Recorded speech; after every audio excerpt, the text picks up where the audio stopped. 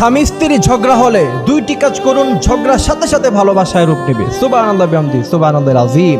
স্বামী স্ত্রী ঝগড়া হয় না? আচ্ছা, আপনারা বলেন তো, এমন কেউ আছেন যে তাদের দাম্পত্য জীবনে কখনো ঝগড়া লাগে নাই? এবং কি মুহাম্মদ সাল্লাল্লাহু আলাইহি সাল্লাম, আমাদের নবীজি, তার ফ্যামিলির মধ্যেও কিন্তু ঝগড়া হয়েছে। জানেন এটা? খুনসুটি ঝগড়া। এমন ঝগড়া হতো না যে রাসূল অনেক বেশি কষ্ট পেতেন, মানে ঝগড়া মাঝে মধ্যে একটু ঝগড়া কিন্তু হয়। এই জন্য এমন কেউ নাই পৃথিবীতে যে তাদের দাম্পত্য জীবনে কোনোদিন ঝগড়া হয় নাই। ঝগড়া থাকবেই, কিন্তু ওই ঝগড়া যখন হয় তখন আপনি এই দুইটি কাজ, দুইটি ফর্মুলা মানবেন।